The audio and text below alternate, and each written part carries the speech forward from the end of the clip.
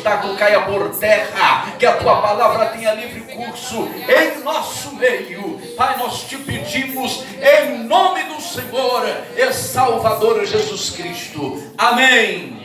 Vamos receber a serva de Deus com as palmas bem fortes para Jesus.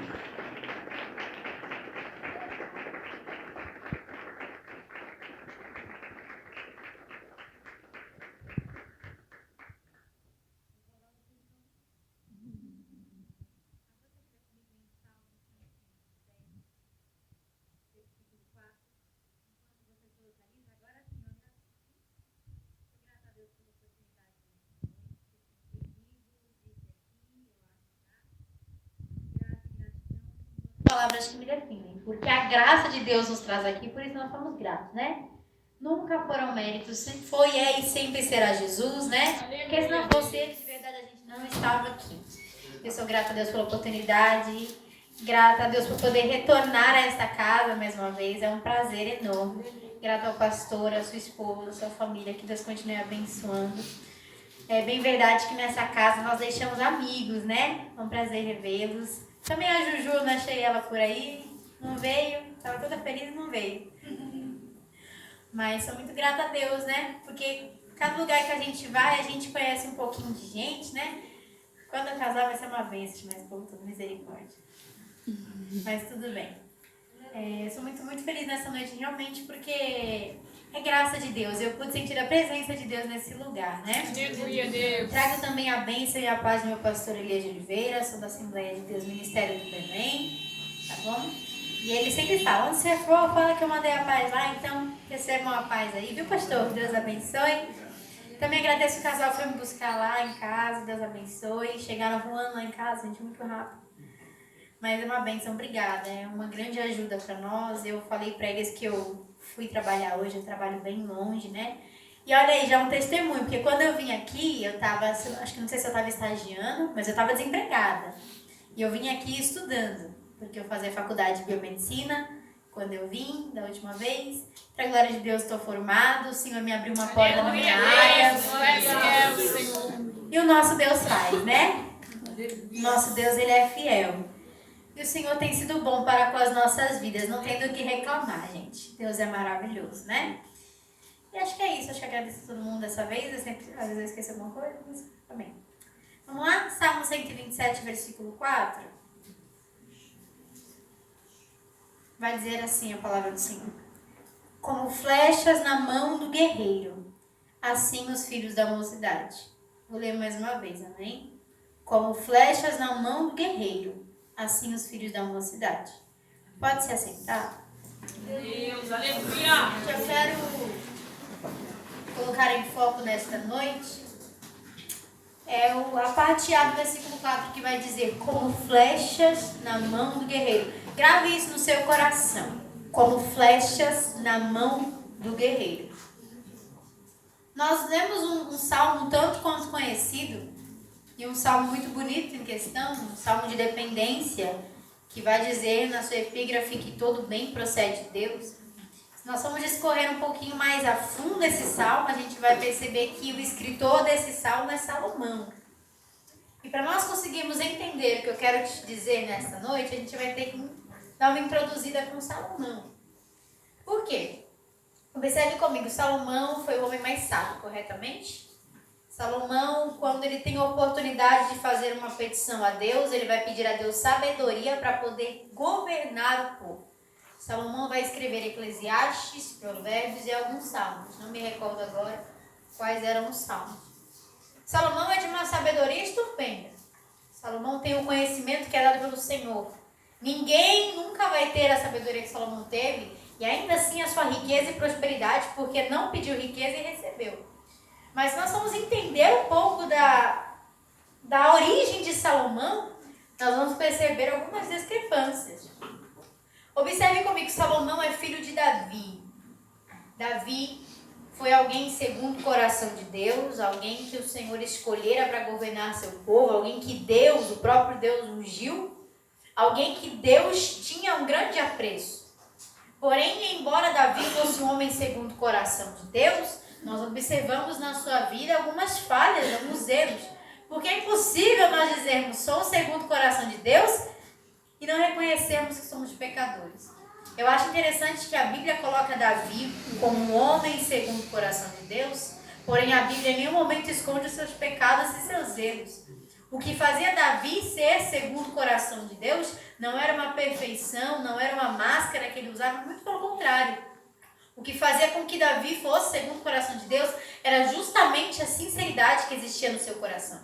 Porque Davi, quando estava em pecado, quando estava no erro, a Bíblia vai dizer que ele vai escrever um salmo que vai dizer assim: cria em mim um coração puro e renova em mim um espírito reto.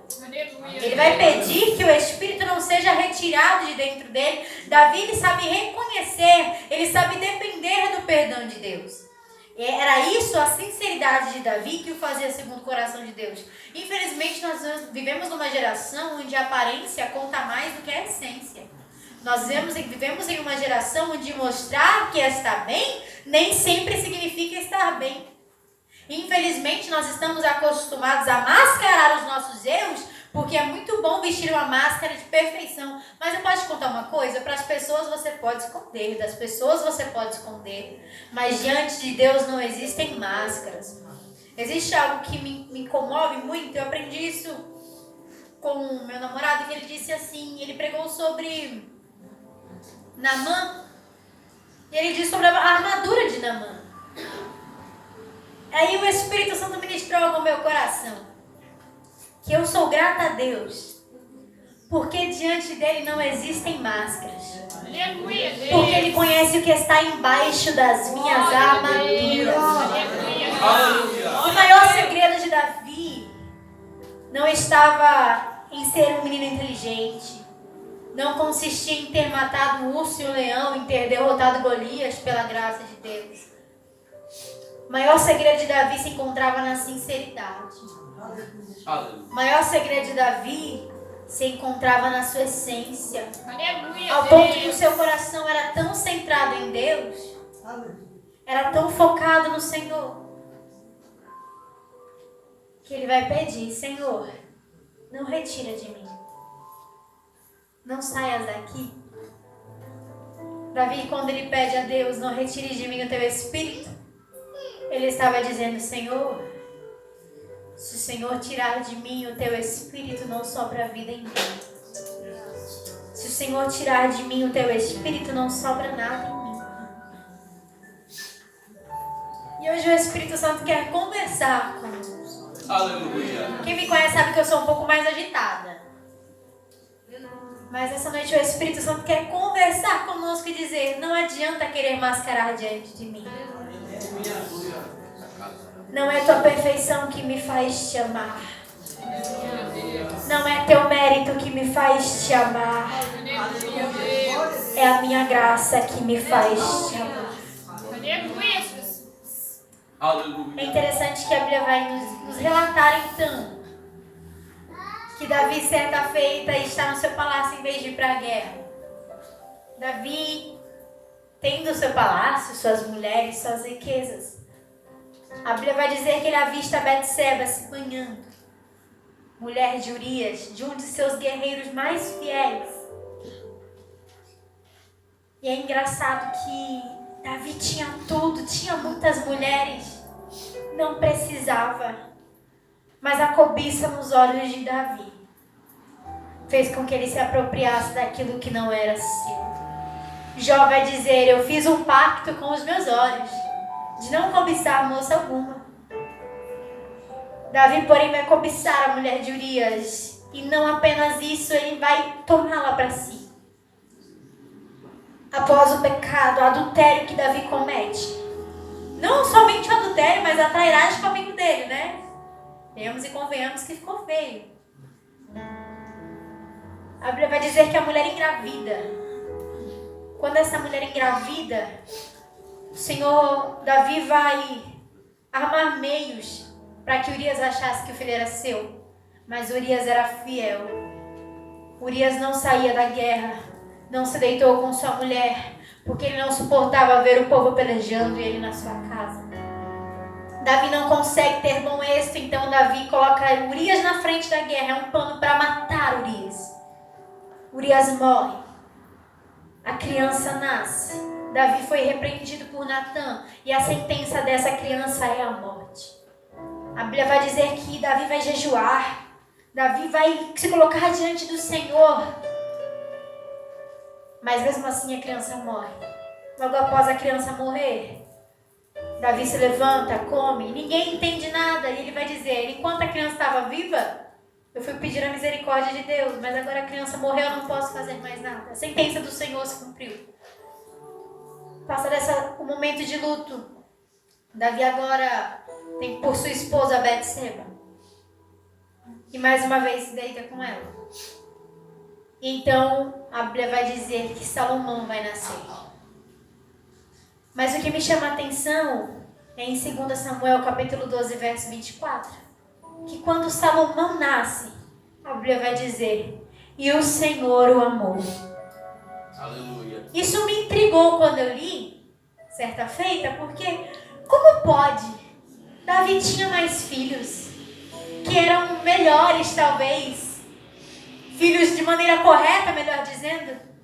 Mas por que Deus escolhe amar alguém que nasceu a partir de uma relação de adultério, iniciada em um adultério? Por que Deus escolhe amar alguém que nasceu a partir de um romance de adultério e de assassinato? Por quê? É porque Deus não está apegado ao nosso princípio. Mas Deus enxerga o nosso final. Porque a Bíblia vai dizer que eu sou o alfa e o ômega, o início, o princípio e o fim. Quando diz que ele é o alfa e o ômega, o alfa é a primeira letra do alfabeto grego e o ômega é a última, é porque além de ser a primeira, ele conhece todo o percurso até chegar na última. Deus conhece o princípio da sua história, mas quem esconde os seus pecados não prospera, mas quem confessa e abandona alcança a misericórdia. O teu princípio pode até não ter sido bonito, a tua história pode até ser feia ou não ter sido a melhor, você pode ter um passado muito triste, traumas dentro do seu coração, mas deixa eu te contar uma coisa: o Senhor te ama mesmo assim. Ele não está apegado ao teu princípio, ao teu passado, mas está apegado ao teu presente, ao futuro bom que está por vir. Aleluia. É tão verdade que Deus não se apega às nossas origens ou princípios, que se nós vamos olhar para Ruth, a Bíblia vai chamar ela de mulher virtuosa, mas é uma mulher que saiu de Moabe. Moabe é uma cidade que nasceu a partir de uma relação de incesto de Ló com suas filhas. Moabe é uma cidade idólatra. E uma mulher que saiu de lá e foi para Belém encontrou graça e foi chamada de virtuosa e entrou na genealogia do Senhor e Salvador Jesus Cristo. Aleluia. Deus não está apegado com os nossos princípios ruins, porque aquilo que Ele preparou para a nossa vida é muito maior, é muito melhor, é muito mais verdadeiro. Deus tem coisas que têm essência para a nossa vida. Aleluia. A Bíblia vai dizer que se vocês, sendo maus, sabem dar boas coisas a seus filhos, quanto mais o vosso Pai Celestial vos dará com Ele todas as coisas. Aleluia. Nós somos maus, mas o nosso Deus é bom. Aleluia. A Bíblia diz que ainda que nós sejamos infiéis, Ele permanece fiel. Porque Ele não pode negar a si mesmo. Aleluia. Salomão tem um princípio péssimo. Ele poderia olhar para a sua história e dizer: meu Deus, meu pai roubou a mulher do outro. Mas Deus não está apegado a isso.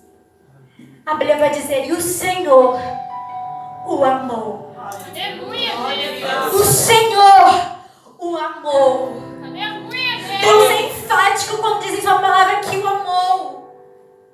Deus não está apegado com os nossos princípios ruins, mas Ele está apegado ao futuro maravilhoso que aparelhou para as nossas vidas.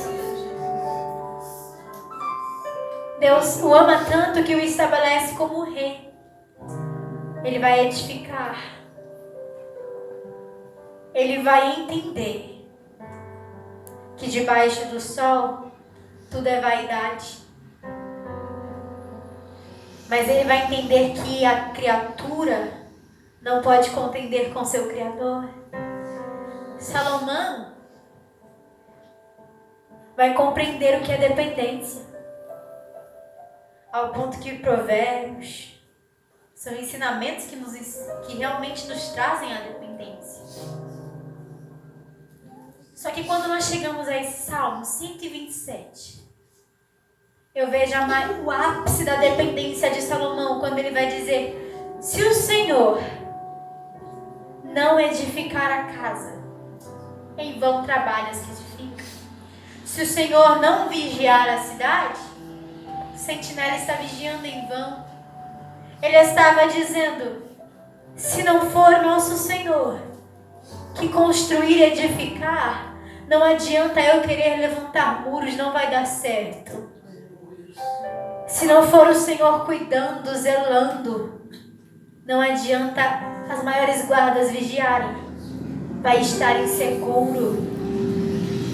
Se o Senhor não nos der sustento, não adianta a gente querer trabalhar penosamente. Ele entende que o ápice da dependência se encontra no Senhor, em estar com o Senhor. Santo e maravilhoso é o Senhor. Que tudo consiste em andar com Deus. Aleluia. Mas o que é mais interessante é que ele vai mudar o assunto. Ele vai se referir a filhos e vai dizer que os filhos são herança do Senhor. Nós íamos conversando sobre filhos no carro, né, gente? E ele vai dizer isso: os filhos são herança do Senhor e o fruto do ventre o seu galardão. Mas quando entra nesse verso 4 é que me chama a atenção. Porque ele altera muito o sentido para dizer: e como flechas na mão do guerreiro. Aleluia. Ele poderia utilizar outras formas figurativas para expressar isso que ele queria dizer. Mas ele coloca um guerreiro e uma flecha. Isso me chama a atenção. A Bíblia vai dizer em Êxodo capítulo 13 que o nosso Deus é guerreiro. Em Salmos 46, verso 7 vai dizer: o Senhor dos exércitos.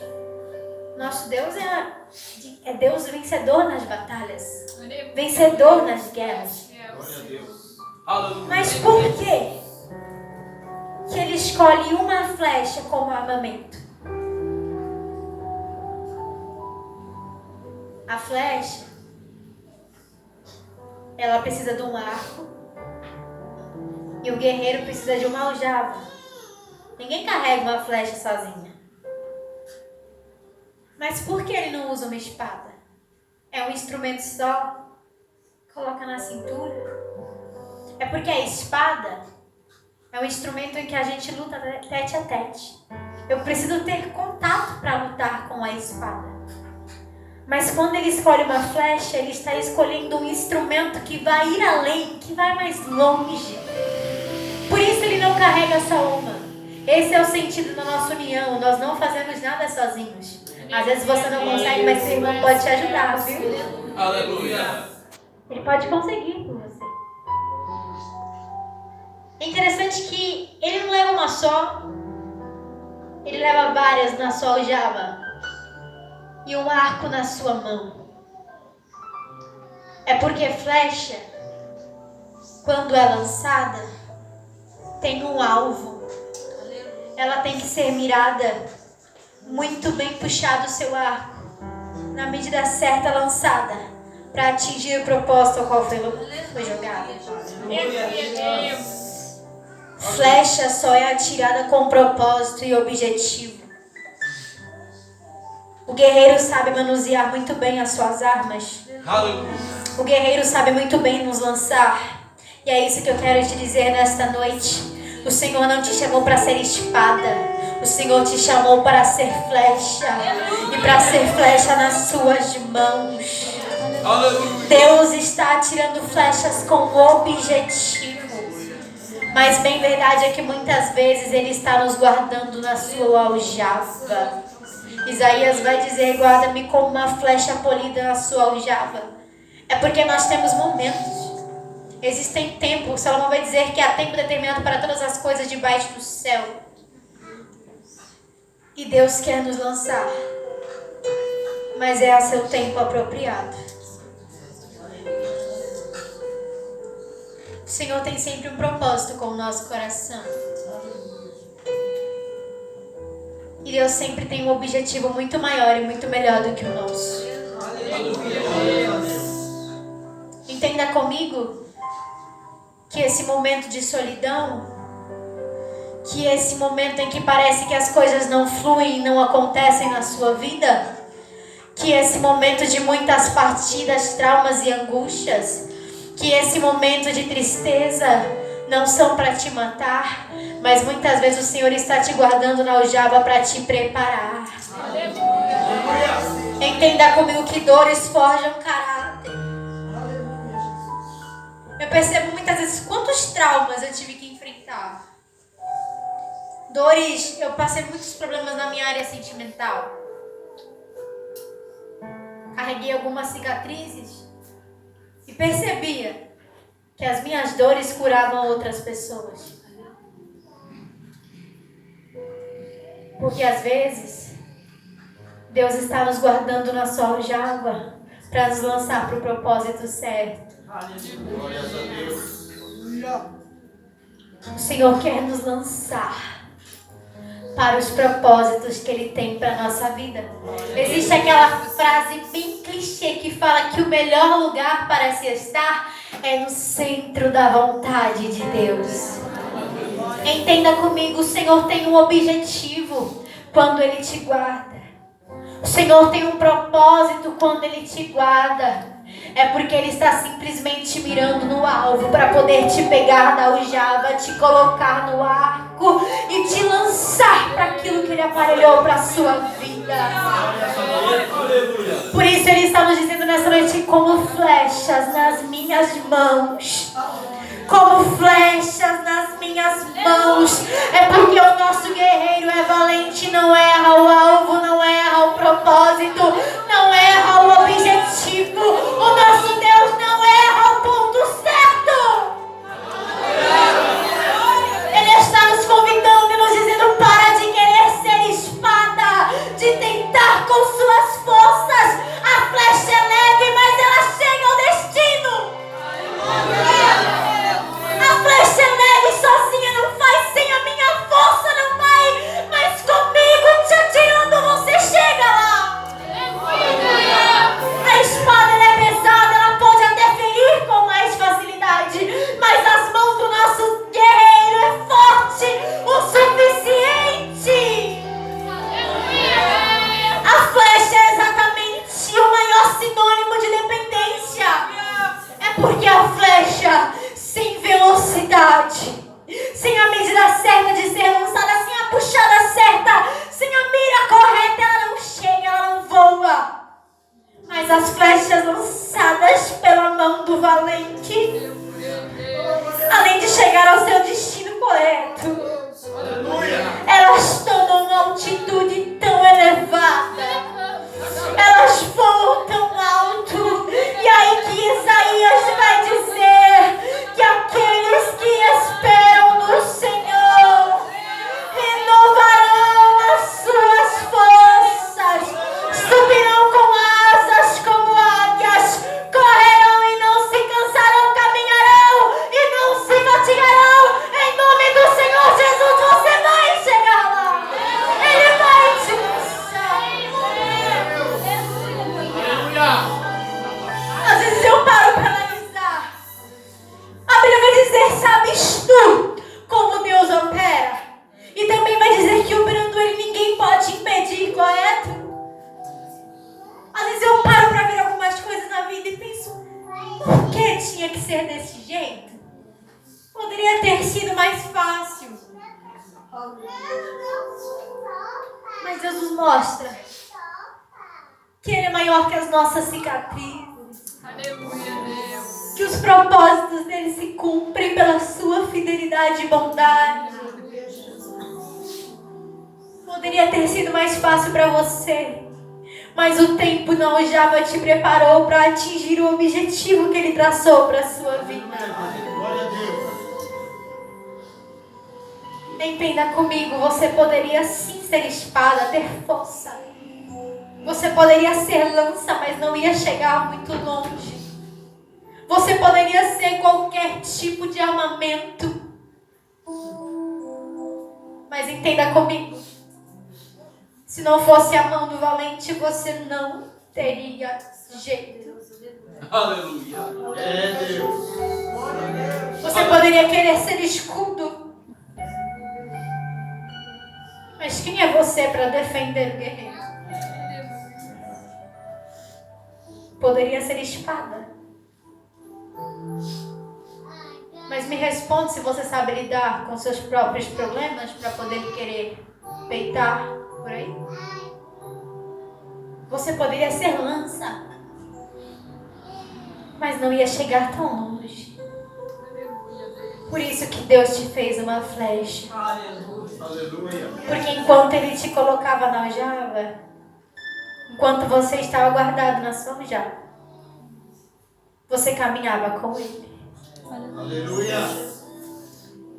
Como assim, Monique?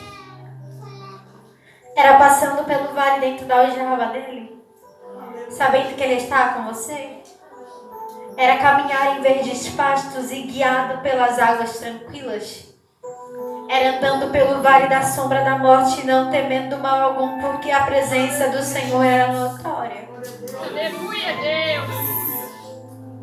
Talvez você é uma flecha que ousou querer pular da aljava, cair da aljava, por vontade própria. Mas deixa eu te contar uma coisa. O guerreiro encontrou você no meio do caminho. Glória a Deus. Por isso existe um convite dele para nós nesta noite. Deixa eu te colocar na aljava de novo.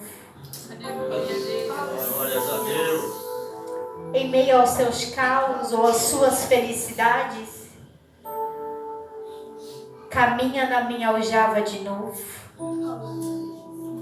Descansa em mim de novo.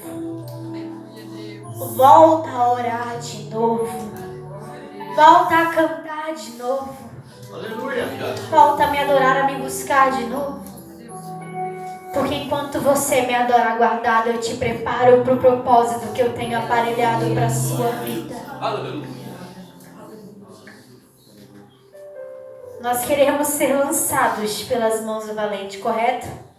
Você quer ver o impossível, os propósitos que Deus tem para você. Mas enquanto está guardado, aproveita. Aproveita para descansar nos braços do Pai.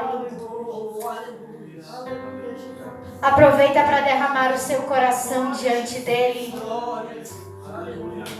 Porque Deus vai pegar gente aqui e vai tirar da aljava, mas vai ser no tempo certo. A hora que Deus te tirar, se ensoberbeça não, viu? Porque ventos contrários tentam mudar a rota da flecha. Seja humilde, para que o vento do Espírito te leve exatamente para o caminho certo. Aleluia. Glória a Deus. Eu observo Aleluia. alguns amigos, pregadores. Acho que quando a gente está no começo do ministério, a gente é assim, né? A gente quer, nossa, vamos divulgar o ministério. Eu não sei se eu já estou um pouco cansada. Mas acho que quando a gente está no começo, a gente tinha aquele negócio, sabe? Vamos fazer, vamos divulgar. Agora eu estou na fase do trabalhar, vamos trabalhar. Cancelando do jeito que tem que trabalhar. Mas tudo é um tempo na nossa vida. Às vezes eu vejo gente tão no pique, tão no ápice. Aí eu olho e penso, meu Deus. Não sei se, né, se a pessoa está demais, se eu estou cansada. Só que nós sempre temos um tempo, um propósito, uma velocidade na nossa vida. Às vezes a gente quer chegar rápido demais. Às vezes a gente quer chegar devagar demais. Às vezes Deus faz as coisas acontecerem assim e outras mais devagar. Mas à medida que acontece, a gente percebe que o Senhor estava nos estruturando durante o caminho. Durante a sua caminhada com o guerreiro, você vai sentir ventos, tempestades, momentos de alegria. Aproveita e se prepara, porque Deus vai pegar a flecha da aljava, Aleluia. colocar no arco, Aleluia, Jesus. olhar bem fundo no propósito que tem para a sua vida, para as nossas vidas. Glórias a Deus. Quando ele mirar muito bem mirado, porque ele é bom de mira, ele vai puxar a corda do arco. Quando ele puxar a corda, ele vai estender muito bem. Depois que ele estender, ele vai soltar. Quando ele soltar, você vai tomar voo. Glória a Deus. Durante o seu voo, Aleluia. você vai se lembrar. Glória a Deus. Durante o seu voo, você vai se lembrar dos tempos da aljava. Durante o seu voo, você vai se lembrar das frustrações, traumas e medos que você precisou vencer e enfrentar. Durante o seu voo, você vai lembrar com alegria das tempestades que precisou sofrer. Porque aqueles que levam a preciosa semente andando e chorando voltarão sem dúvida, trazendo consigo seus molhos.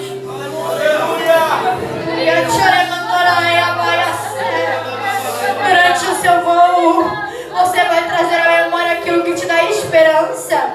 E muitas vezes a esperança vai consistir em lembrar que um dia você estava num tanque, mas que Jesus passou por lá e te achou, e te curou, e te limpou, te transformou e te refez por inteiro. Durante o voo você vai lembrar que passou na roda e nas mãos do oleiro.